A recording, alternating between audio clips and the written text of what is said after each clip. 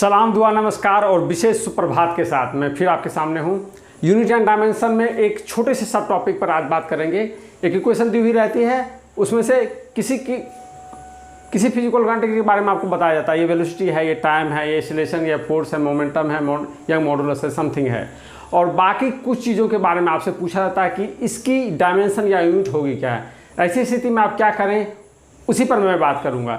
छोटा सा है, मैजिकल है, ध्यान से देखिए, बड़ा मजा आएगा। ठीक है, चलिए शुरू करते हैं। मैं पहले एक सवाल देख लेता हूं। यह है क्या?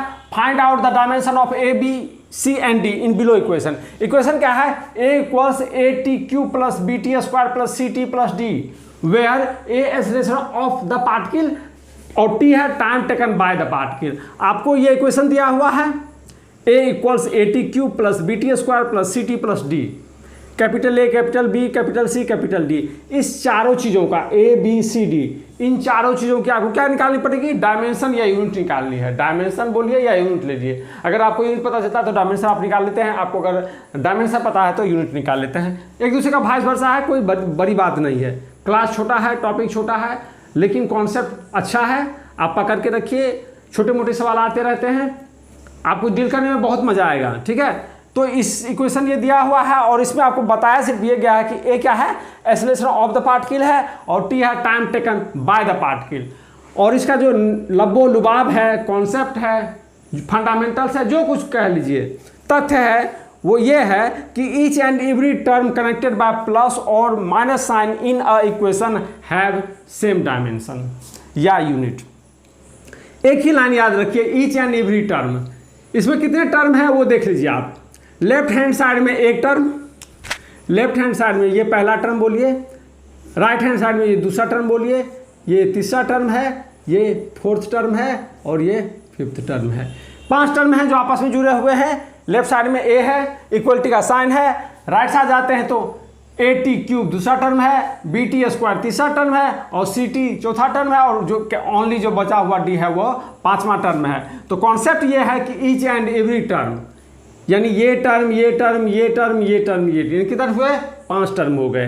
तो ईच एंड एवरी टर्म यानी हमारे पास 5 टर्म्स कनेक्टेड बाय प्लस और माइनस साइन। देखिए यहाँ पर सभी एक दूसरे से क्या है? कनेक्टेड है प्लस माइनस के साथ, या इक्वलिटी भी बोल लीजिए। एक साइड इक्वेशन है तो एक साइड क्या होगा? इक्वलिटी का तो साइन होगा ही।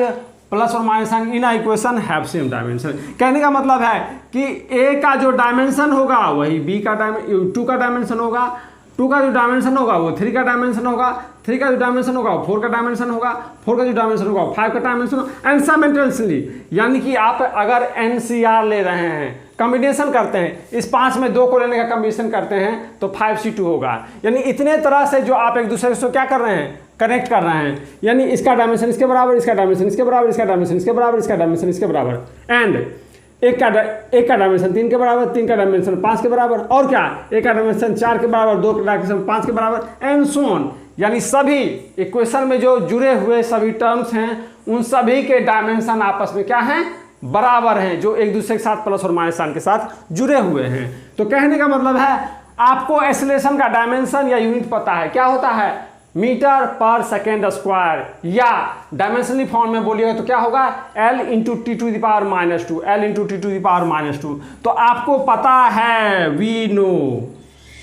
क्या जानते हैं आप इसमें?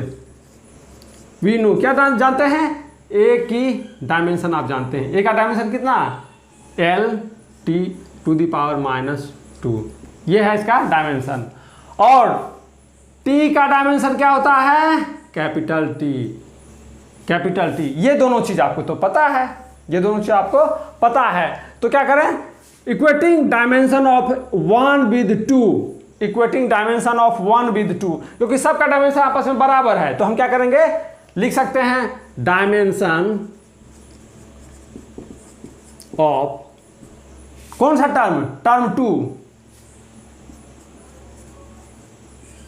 2 इक्वल्स किसके बराबर? डायमेंशन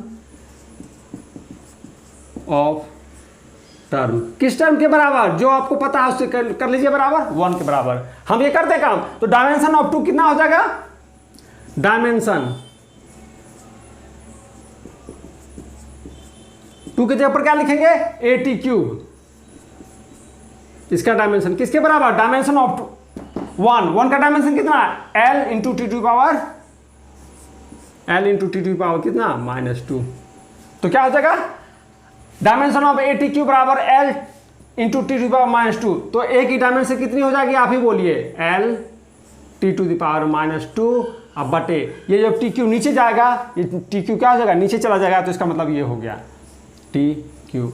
तो ये सॉल्व होकर क्या बनेगा, बोलिए, l T to the power -5, l into T to power -5। तो एक ही डायमेंशन आपको निकल गई, मैं ऊपर लिखते जा रहा हूं, एक ही डायमेंशन निकली आपको l T to the power -5 है, l into T to power -5, एक ही डायमेंशन आपको निकल गई। एक ही डायमेंशन अगर आपको निकल गई तो अगेन करते हैं, इस बार क्या करते हैं, इसमें से ये हटा देते हैं, ये 2 1 रहने दीजिए, एक दूसरे के साथ ही करना है तो 1 रहने दीजिए, ठीक है। यहां से ये हटाते हैं, इसको इस बार क्या कर लेते हैं, जस्ट रिप्लेस करते चले जाते हैं 3, यानी इस बार हम क्या कर रहे हैं, 3 की डायमेंशन को क्या कर रहे हैं, 1 के बाद किसी टर्म का डायमेंशन आप किसी टर्म से आप इक्वेट कर लीजिए, कोई प्रॉब्लम है, नो प्रॉब्लम। बस मैं क्या कर रहा हूं, आपके समझाने के लिए क्या कर रहा हूं, जो लिखा हुआ है उसी को मैं बार बार रिपीट नहीं करना चाहता, इसलिए क्या करता हूं, डायमेंशन ऑफ टर्म 1 को कांस्टेंट रखता हूं और डायमेंशन ऑफ जो अलग अलग टर्म है उसको लिखते चला जाता हूं, ताकि आपकी समस्याएं आसानी से सुलझ जाए। तो क्या होगा, डायमेंशन ऑफ 3 में क्या आता है, BT², तो ये यहां क्या हो जाएगा, B इंटू क्या, T²। तो यहां क्या हो जाएगा, यहां ध्यान दीजिए, यहां क्या हो जाएगा, B बराबर क्या हो जाएगा, B का डायमेंशन क्या हो जाएगा, बोलिए, l T to the power -2 तो है ही, और T² मतलब क्या, T²। ये कितना हो जाएगा, ये हो जाएगा आपका l into T to the power -4 के। तो B की डायमेंशन कितनी हो गई आपकी, l into T to the power -4, l into T power -4। Again चलिए अब 4 के बराबर कर देते हैं, इसी में आगे बढ़ते चलिए, बदलते चलिए, काम बनते जाएगा, आपको सिर्फ निकालना है, ठीक है। तो क्या करें, इसको फिर हटाइए, अब देखिए यहां क्या हो जाएगा, ये हो जाएगा आपका क्या है, इस 4 में क्या है, CT है, 4 में क्या है, CT है। तो C बराबर क्या हो जाएगा, देखिए C बराबर क्या हो जाएगा, l into T to the power -2 तो है ही, और नीचे में T चला आएगा तो एक T यहाँ हुआ, यहाँ से बड़ा T यहाँ चला गया, तो ये क्या हो जाएगा, l into T to the power -2 +1 वाला जब ऊपर जाएगा तो -1 हो जाएगा, और घातांक के नियम से टी टू द पावर -2 तो पहले से है, एक और मल्टीप्लाइड हो गया, यानी जुट गया, T इंटू टी हो गया, उसका जो पावर होता है वो घातांक के नियम से जुड़ जाता है, टी टू द पावर -2 हो जाएगा। इसका मतलब है C बराबर क्या हो जाएगा, l into T to the power -3, l into T to the power -3 हो गया। चलिए अब 5वां लास्ट बच गया आपका 5वां, तो इसको आप इस बार 5 कर दीजिए, बार बार लिखने से अच्छा है किसी पर हम काम करते रहें। और 5वां अगर हम लिखे तो ये मिटा देंगे नीचे से, और 5वां है क्या, D है ओनली डायमेंशन ऑफ D। तो सिंपली डायमेंशन ऑफ D बराबर l T to the power -2, यानी D का क्या हो जाएगा, l into T to the power -2 हो जाएगा, l into T to the power -2 हो जाएगा। तो ये था कॉन्सेप्ट, यह है कि each and every term connected by plus और minus sign in equation have same dimension और यूनिट, ठीक है। इस तरह के सवाल आए तो आप ये करके जो भी किसी भी चीज़ का डायमेंशन आपको मांगे तो आप इस तरह से इक्वेट करके निकाल सकते हैं। अगर ये तो था कि हाइपोथेटिकल इक्वेशन, लेकिन एक इक्वेशन से आप भली भांति परिचित होते हैं। चलिए वो क्या होता है, आप ध्यान दीजिए, वो क्या होता है, जो क्या होता है आप देख लीजिए। आप कांस्टेंट एक्सेलरेशन के केस पढ़ते हैं, S = u t + ½ AT²। ये तो रटा हुआ है में क्या है, S क्या है, डिस्टेंस डिस्प्लेसमेंट जो बोल लीजिए, ये हो गया। तो लेफ्ट हैंड साइड में आपका एक है टर्म डिस्टेंस डिस्प्लेसमेंट, और अगर राइट साइड में अगर आपको ये टर्म पहला दिख रहा है तो ये टर्म दूसरा हो गया और ये टर्म तीसरा हो गया। तो इसका मतलब है इसका डायमेंशन इसके बराबर, इसका डायमेंशन इसके बराबर, इसका डायमेंशन इसके बराबर, यानी सब आपस में डायमेंशन क्या है, करेक्ट हैं। डायमेंशन क्या है, करेक्ट हैं। नहीं यकीन आता है तो देख लीजिए, S की डायमेंशन क्या है, डिस्टेंस है ये, तो इसका डायमेंशन क्या हो जाएगा, L हो जाएगा। T का डायमेंशन आपको पता है क्या होता है, कैपिटल T होता है। U initial velocity of the particle under constant acceleration, initial velocity of the particle under constant acceleration, यानी है तो वेलोसिटी ही, तो इसका मतलब है U बराबर क्या हो जाएगा, L into T to power -1 हो जाएगा। और उसके बाद लास्ट में लौट के आइए ए एक्सेलरेशन ऑफ द पार्टिकल। आपको पता है एक्सेलरेशन ऑफ द पार्टिकल क्या होता है, rate of change of velocity with respect to time, यानी वेलोसिटी में टाइम से डिवाइड कर देंगे तो एक्सेलरेशन की डायमेंशन निकल जाएगी। तो ये क्या हो जाएगा L into T to the power -2, L into T to the power -2। अब देखिए सबको बराबर करके देखिए, अगर आपको दो का डायमेंशन निकालना हो, अगर ये यूनिट 2 का डायमेंशन निकालना हो तो क्या हो जाएगा डायमेंशन ऑफ टर्म 2। दूसरे का डायमेंशन, दूसरे टर्म का अगर डायमेंशन निकालना हो तो क्या हो जाएगा यूटी का डायमेंशन ना।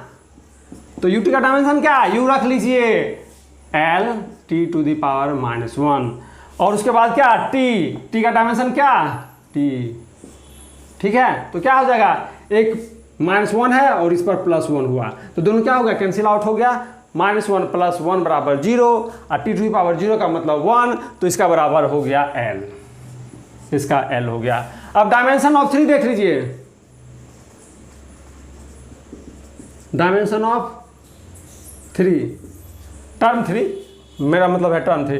तो टर्म 3 में क्या है, हाफ AT² है, हाफ एक क्वांटिटी है, न्यूमेरिकल क्वांटिटी है 0.5, हाफ मतलब 0.5, तो 0.5 का तो कोई डायमेंशन है नहीं, न्यूमेरिकल डिजिट का कोई डायमेंशन नहीं होता है, तो इसका कोई डायमेंशन रहा नहीं, तो बच क्या गया AT² का डायमेंशन। तो क्या हो जाएगा AT² का डायमेंशन A इंटू T² बराबर क्या हो जाएगा, A का कितना L into T to power -2 इंटू T² का मतलब T², तो फिर से कैंसिल आउट, -2 + 2 बराबर L। आप ध्यान दीजिए L L L L L L यानी सबका डायमेंशन क्या L L L, तीनों का डायमेंशन L। तो मैंने ये समझाया कि प्लस और माइनस के साथ जो इक्वेशन में टर्म्स जुड़े होते हैं वो सभी इंडिविजुअल टर्म्स जो प्लस माइनस साइन के साथ हैं सब एक दूसरे के साथ क्या है डायमेंशनली सेम होते हैं। तो ये था आपका प्रैक्टिकल एक example S = UT + half AT² पर मैंने डायमेंशनली करेक्टनेस दिखाई, और ये था एक हाइपोथेटिकल सवाल जहां पर capital A, capital B, capital C और कैपिटल D की डायमेंशन आपको निकालनी थी, जबकि आपको पता था एक्सेलरेशन A का क्या डायमेंशन है और टाइम T का क्या डायमेंशन है। चलिए इस क्लास में इतना। अगर कॉन्सेप्ट अच्छा लगे तो लाइक शेयर सब्सक्राइब कीजिए। आपकी सपोर्ट की मुझे मेरे चैनल को बहुत ज़रूरत है, मेरे उत्साह को बहुत ज़रूरत है। Thank you for watching the video.